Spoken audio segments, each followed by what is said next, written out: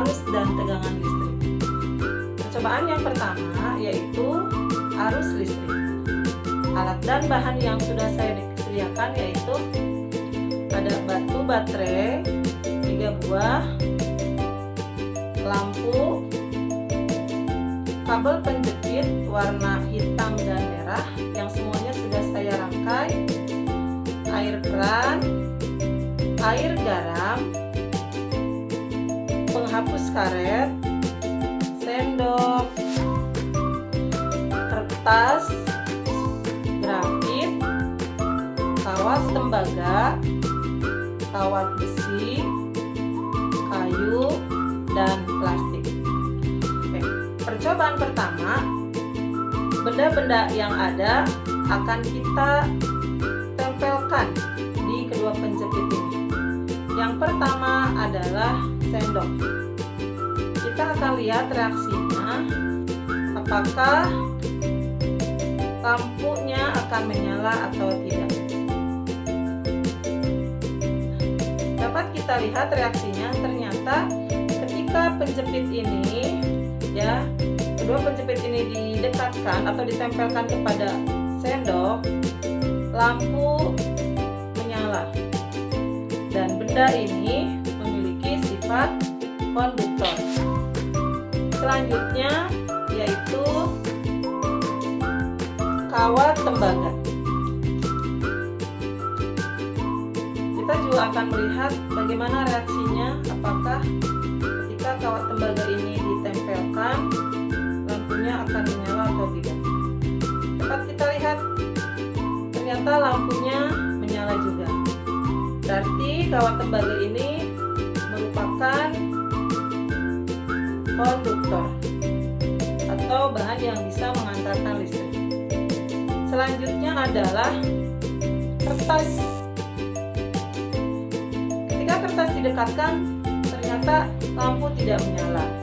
Maka kertas merupakan bahan isolator, artinya tidak dapat menghantarkan listrik.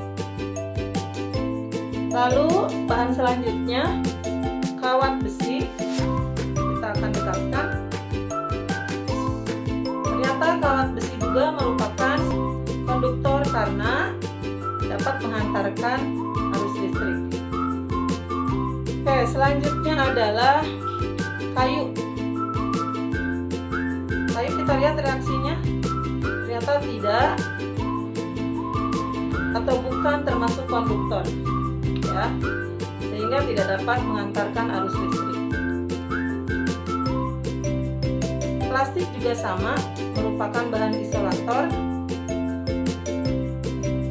Kita akan coba dengan penghapus. Penghapus karet juga sama, ini merupakan isolator sehingga lampu tidak menyala karena tidak mengantarkan listrik. Bahan selanjutnya yaitu grafit. Kita akan coba dekatkan. Ya, apakah grafit ini bisa mengantarkan listrik atau tidak? Ya, dapat kita lihat ternyata grafit juga dapat mengantarkan listrik sehingga lampu menyala. Baik, selanjutnya adalah air garam. Kita akan lihat reaksinya, apakah air garam ini bisa menyebabkan lampunya menyala atau tidak. Dapat kita lihat ternyata lampunya menyala, artinya air garam ini merupakan konduktor atau pengantar listrik. Dan yang terakhir adalah air keran. Kita perhatikan, ternyata air keran tidak menyebabkan lampu menjadi menyala, artinya air ini tidak bersifat konduktor. Oke, dari percobaan ini dapat kita simpulkan bahwasanya bahan-bahan yang bersifat konduktor dapat mengantarkan arus listrik. Apa saja bahan-bahan tersebut? Yang pertama adalah sendok, grafit, kawat tembaga, kawat besi, dan juga air garam. Adapun benda yang merupakan isolator atau tidak dapat mengantarkan listrik yaitu kertas,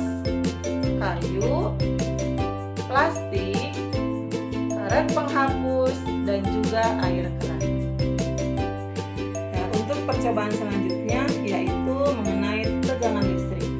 Percobaan pertama yaitu kita akan meletakkan kabel di kutub positif ya.